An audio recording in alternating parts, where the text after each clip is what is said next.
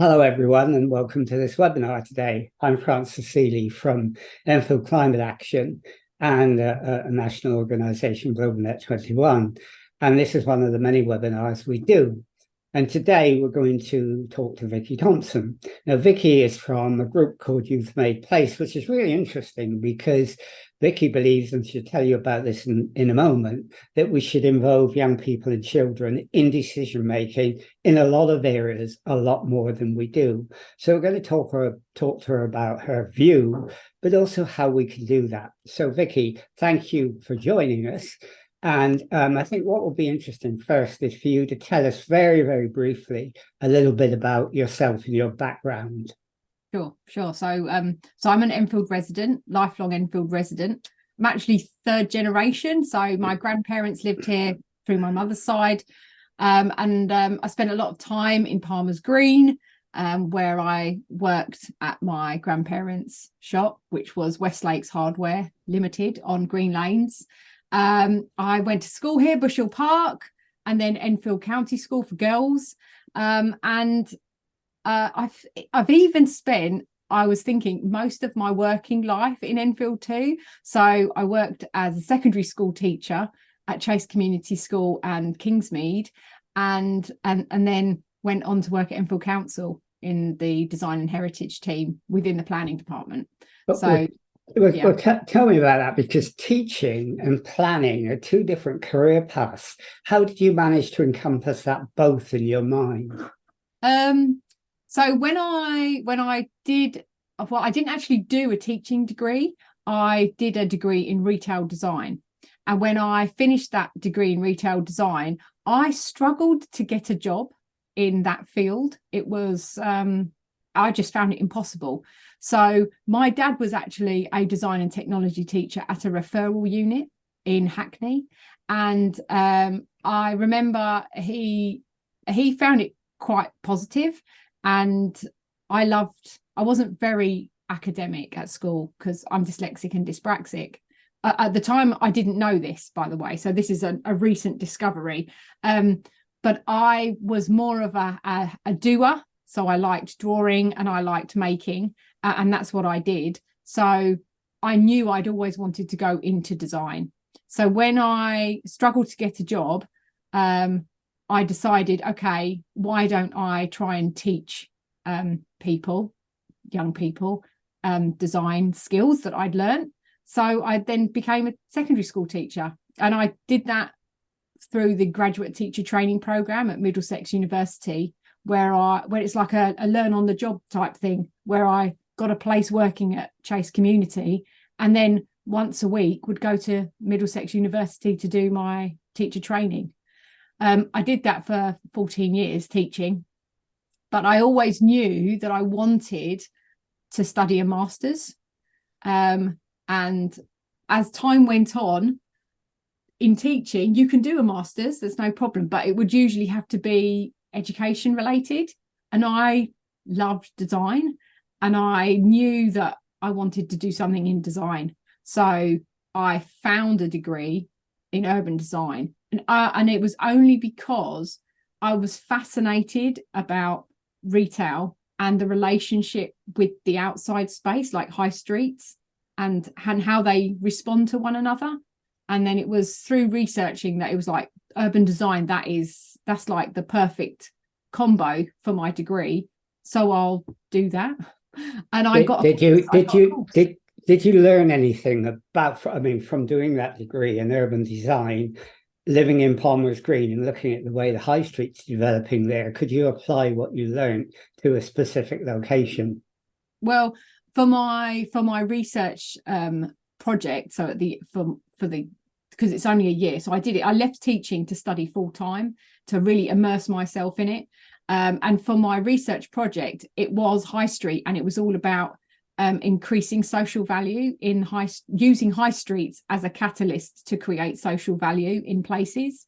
And that was based on Enfield Town High Street, my research project. I mean, it's very outdated now because that was like 2018, and things have moved on and gone forward in a good way. I mean, it's been slow, I'll be honest, but there were things already happening then back in 2018 that you can see coming, that have been put in place now slowly. But I mean, there's a long way to go, a lot of things to do.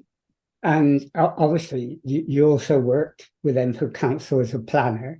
And now you set up a CIC, a social enterprise, if you like, and you called it Youth Made Place, where you combine these two together. What made you think of that? How did that come about? Well, I suppose it probably started from during teaching. As a teacher, you're not just teaching your subject, you do a whole lot of things. And my pastoral care, I was a form tutor, and you always have to have a really, open conversations with young people. And everyone in my form, I always asked them what they did on the weekend or what they were going to do on the weekends. What did you do last night? That kind of thing. And I would always say, oh, aren't you going here? Or this is happening, or why don't you go there? And they literally were like, no, miss, it's really not for me. I don't really want to go to Enfield Town. There's not really any place for us to hang. We get moved on. We're not.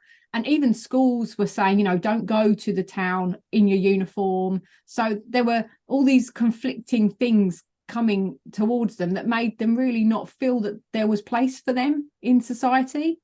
And then so that was in teaching. And then when I actually came and worked, when I went and worked at the council, and I was in all these meetings with developers coming forward with all these, fantastic ideas, I wasn't seeing young people being spoken to, having known that they didn't feel included, and they didn't feel that places were being designed for their needs or their desires. And I started to actually get really frustrated on their behalf, and felt that there needs to be more people, more voices to represent young people, to provide them with opportunity. And is that why you set up a Youth Made Place, to do exactly that? Yeah, to do exactly that. There are emerging companies, but it's small and it's very few, and young people need adults to be a voice in that adult world. All those adults making all those decisions, and they're not really including young people. I mean, I consider young people as long-term users and the caretakers of space, be it the built environment, be it a building or a public realm or the street. They are caretakers. We as residents of Enfield are caretakers of Enfield, right? So we are only here to ensure that it has longevity and is available for future generations. So I noticed when you did a presentation at the recent community hub we had, and you mentioned the United Nations Convention on the Rights of Children, or of the Child, and that CIC convention talks about being able to allow young people to express their views, to take them into account on issues that affect them. But that really doesn't happen, does it, as widely as it should? Yeah, it doesn't. I mean, it's adults saying that this should be done, this should be done, and they're making all these points and putting documents in place, but who is actually delivering that at ground level? There aren't many. So which is why it was like, okay, we need to, the only way to make more of this happen is to actually do something and set it up to make young people have more opportunity.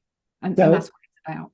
So in Youth Made Place, how have you managed to set up that sort of structure, or that process where young people can be involved? What are you trying to do? So the idea is really, I thinking back to being a teacher, young people, and seeing how consultation happened in developments.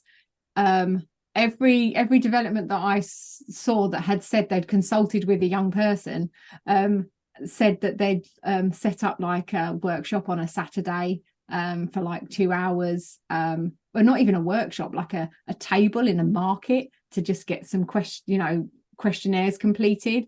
And thinking back to when I was teaching, there was hardly any of the young people that I taught that would be awake at 10 o'clock on a Saturday and even be likely to be going into the town centre.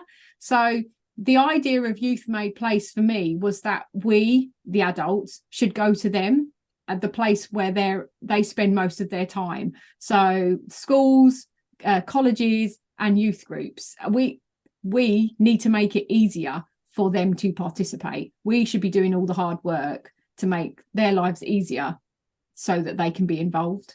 And that's the aim.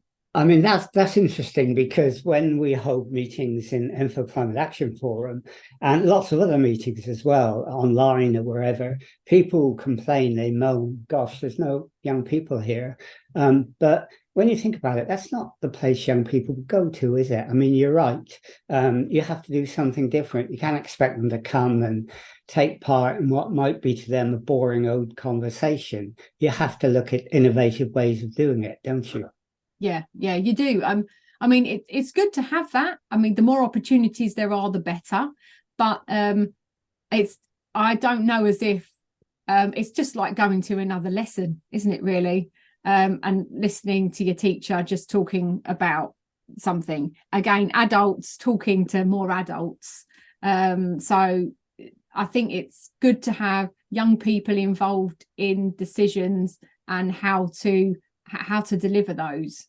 And it's difficult because you need to provide more opportunities, and there are lots of things that you can do to help make that happen.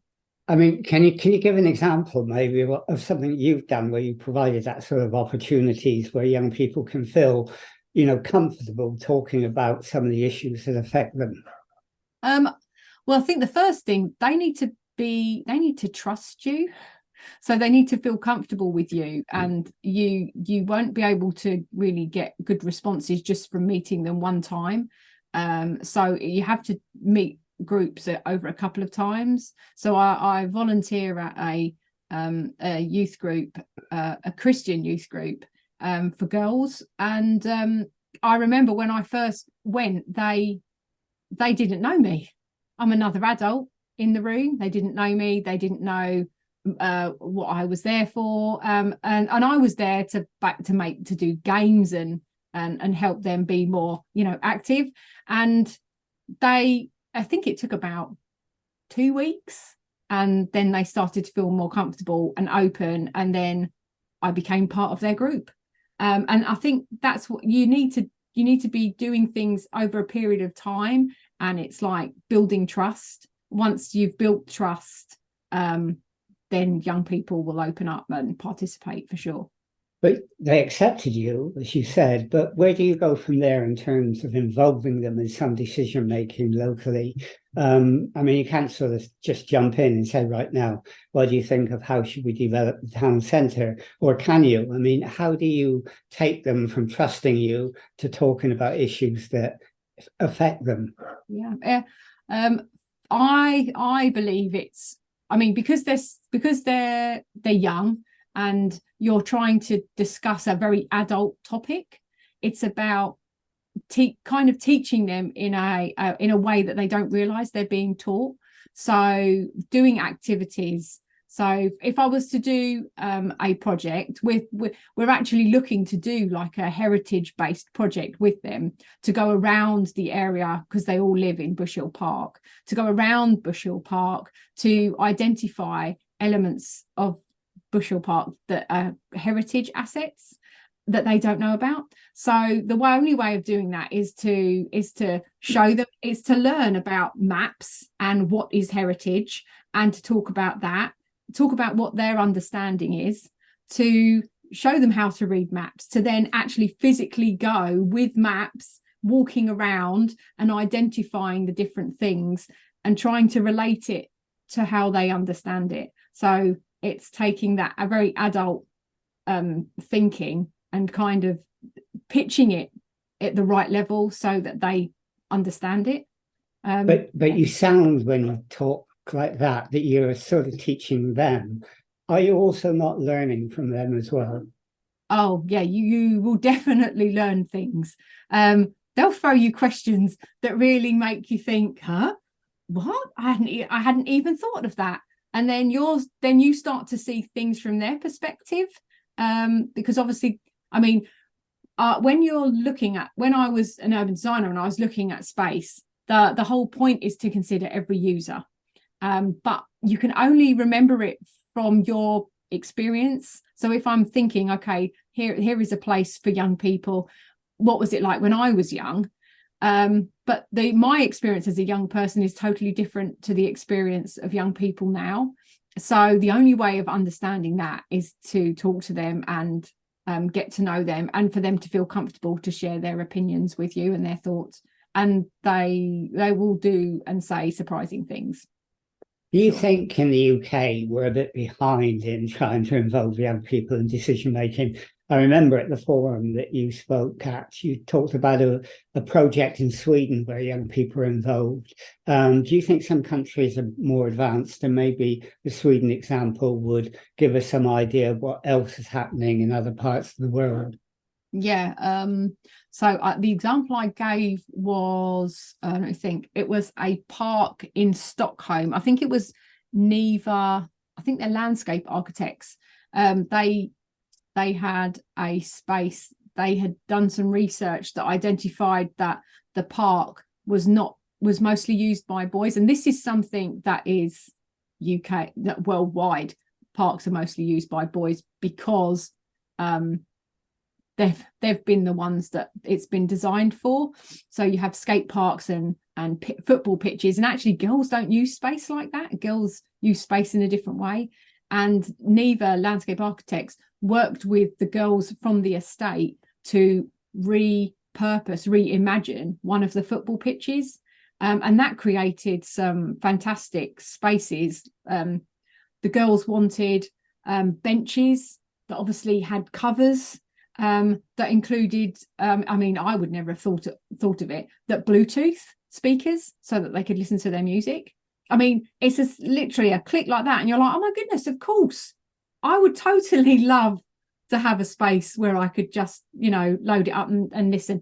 And girls are very social, so I can understand where that came from. So yeah, that's the kind of thing that they're doing in the Scandinavian countries. They're leading the way. But there are people in the UK that are helping bring those ideas over here.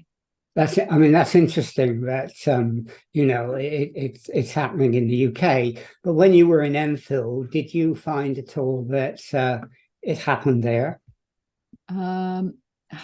In big developments, no, it wasn't happening. I didn't see that. And if lots of the consultation processes, it felt more like a tick box. Yes, we've consulted society. There was, I think the one good example was a school street by St John and I think it's St John and St James, or it might be St James and St John. I always get them muddled up. In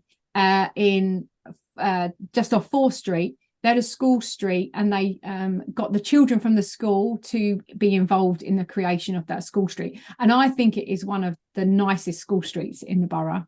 So that can show a really positive output. I mean, it's quite interesting. You mentioned the tick box approach to planning. Very often, I think local authorities, others do that because they're under stress. There are not many people there, and this is a way of, saying they've done something. I mean, how do you get local authorities and other statutory bodies to go beyond the tick box and realise that, engagement is more than communication? That's really difficult. It's really difficult. I think you need to have people in higher positions that are forward thinking, future thinking, because I believe that engagement with the community, and particularly younger people, is not thinking of the now and the current problem. It's thinking generational, it's thinking longer term, because evidence is showing that actually by involving younger people in decisions or for the built environment, increases longevity of developments, which really creates that. I think it's all comes down to young people having a sense of belonging and civic pride and a purpose. I mean, what if you can't see a longer term vision, then why would you feel that you want to input into it? Well, let's take one example where I think young people do want a longer term vision, and that's climate change. I mean, a lot of young people are very concerned about climate change, and a lot of young people are very anxious about it as well. They actually want something done very quickly. They're looking at their future with some apprehension, and they're trying to kick at the door to get in to try and do things. The school protest movement started with young people. How do we let them in? How do we get people who are just taking immediate decisions to realize that long-term and even medium-term now decisions around climate change are ones that are going to affect those young people and also adults as well, because things are happening so fast? How do we involve young people in the climate change debate? It all comes down to opportunity, providing them the opportunity to do so. If developers and planning departments aren't demanding, well, I say if councils aren't demanding that developers include young people to be involved in developments, then the developers won't do it. They'll do whatever they'll follow what's been advised by the council, by the planning department, to enable them to get their developments done.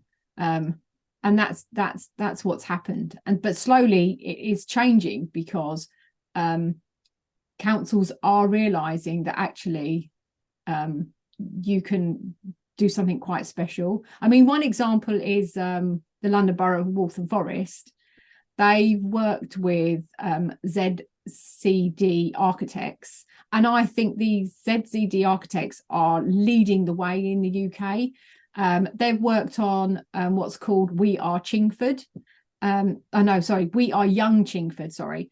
And that's looking at Chingford Mount Town Centre, and they've actually worked with the architect firm to engage with young people. It's like over 100 young people locally to research and create, co-design a public space.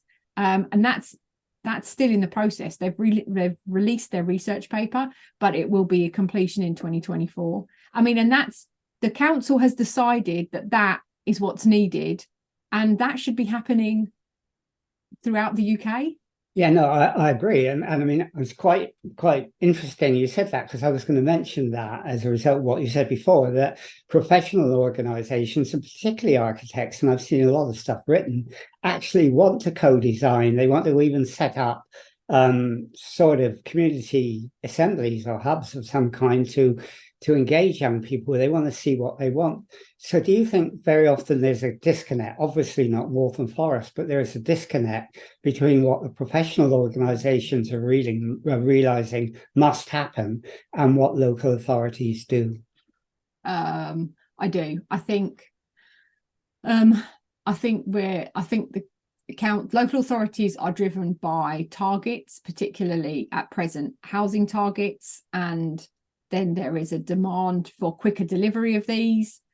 Forgetting, again, it comes down to a very short-term gain rather than long-term, and finances as well. I mean, it takes effort and money to be able to do something properly.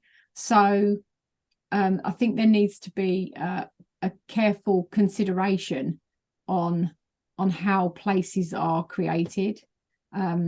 It really needs the adults in higher positions to change their way of thinking, really. So it's a cultural change that's really important. I mean, just to go on to another topic, I mean, you spoke at the Edmonton Hub that we held a couple of weeks ago, and we've got one coming up in November in Palmer's Green, which deals with not just climate change, but other things as well. I mean, do you think those hubs are important for sort of creating a bottom-up form of democracy where people can get involved and have an input into, what they should think, could happen? And is that a way forward for communities to engage in that way? Yeah, I think a bottom-up approach is definitely the way to go. And I think what's needed is more link between the community groups and the local schools and colleges and the youth groups. I've seen like in Southgate, the youth group, that lots of community groups were talking about the youth group in Southgate that's been closed and how very sad they were about it. But I didn't even know we had a youth group in Southgate until people mentioned, and that it was even closed. So I think there's how to connect. I think it's about connecting all the different communities together to be able to come together and be like one voice, rather than separate entities, so to speak. But that's difficult to do. And I mean, I think one of those, we've held a couple of community hubs last year on public health and climate change, and one in Edmonton. And the one in Palmer's Green, I think some of us are beginning to think what you've just said, that we've got to organise the hub, not just through individuals coming, but through the groups that exist, the Friends of Parks, the litter cleaning groups, the groups that are interested in retrofitting and so on. And is that the way forward to actually, well, you've just said it is, but I mean, it's a difficult thing to do and it doesn't happen at once. It's a sort of slow process, isn't it? Yeah, it is a slow process. And but I mean, as you said, Palmer's Green, that's slowly happening. And an engagement I went to at Southgate, there were different community groups that had come together for that engagement. So it is slowly happening. But I think the one thing we're missing is they're very adult focused groups. It is the young people, and it's about working. The young people will only hear from things really all at once if it's, even if you did it via social media, that's still very, AI related to whatever that young person likes. So it's likely that they may not even come across a post about Youth Made Place doing something. So really you need to, it's like take it away from that technology stage and go back to the place where we know they are. We know that they will be at school or at college from the age of, 5 to 18, and we should go to them. And we can go to assemblies and we can do talks and we can go to job fairs. And that's where we should be trying to join the community with the schools and colleges that way. But in the Palmer's Green Hub again, we're trying to design it so there are parts where young people may connect a lot better. So we're developing through the mosque, which are offering us their education centre, a project where young people get involved in food banks, collecting food and so on. And they come to the community hub and tell us about what they've done and what the problems and the issues are. And again, we've got the UK youth delegate, the COP28, who's going to be there, and she will be there so that young people can say to her, and she's only 23, what they would like her to do at COP28, what they think their demands are. Do you have to do something totally separate for young people, or can you do what we're trying to do as well? Design in a day sections where young people will feel, that's for me. Yeah, I think what's being proposed is good, and definitely to being able to link with young youth groups, that's a positive. And then people that represent the youth, that's another positive thing, so that they can see there is a representative for them within the hub. So that's great, and that's what should be happening. So I think that's positive. Yeah, obviously it's a pilot. It might succeed, it might not. But the thing is that you've got to experiment with these things, haven't you? And you've got to be not afraid of failure, because failure is often the next step to success. Yeah, exactly. That's the one thing I always used to say when I was teaching. It's okay to not get it right. because the only way to learn and to get better is to make mistakes or to do something wrong. And I always say you have to be brave. You have to be brave to, to do these things. People thought I was crazy to leave teaching. Like, are you mad? Are you going through a midlife crisis early? Like, no, I feel brave. I want to do something. I mean, we only live once, right? So you need to make the most of it. Yeah, we have to be brave and foolish. You're right, absolutely. Okay, so I mean, how do you see Youth Made Place, for example, being involved in the concerns of young people over something like climate change in the future? Is that something you would like to see yourself do? I think that where climate change comes into play, I think the best way for young people to witness this is in the places that they spend most of their time. So at the council, we were getting a few schools coming forward as new developments, and and this is me having a bit of a dig at the Department for Education now, and I apologise, but their standard of creating schools is old-fashioned, and they weren't really considering sustainability of the buildings were being designed in sustainable manners, but as far as the young people were concerned, they wouldn't be able to physically see it. So they should be setting a really good example of how young people can live sustainably in a more, in climate change mindset. So I think there's a lot that we can be doing to help young people see that there is a way forward. So the school becomes a learning process and not just a learning building, which is important. Okay, I mean, we've done pretty well a half an hour now. So tell me, if anybody wanted to contact you, learn more about what you're doing, and see what they can do to help in any way, how would they go about that? How would they make contact? So we have a website, which is youthmadeplace.co.uk. And we also have an email, which is hello@youthmadeplace.co.uk. Very simple. The simpler the better. Youthmadeplace.co.uk. Nice and easy. Just, contact. Okay, well, thank you very much. I mean, that's quite interesting, because I think certainly in the journey we're on in terms of climate change involving young people is both easy and difficult. It's easy because they're so concerned about it. It's difficult, but to make the connections in an intergenerational way, as well as in, their own way with their own ideas. And I think what you're doing is great. And I think you are brave. You are brave to do and it. Foolish. and you must be foolish. If you're not foolish, you won't be brave. And you have to be both, and that's important. So thank you. I think it's been very interesting, and I hope we'll work together on lots of things, because I think there's a lot of future possibilities there. So thank you, Vikki, for doing the interview, and we'll finish the interview now.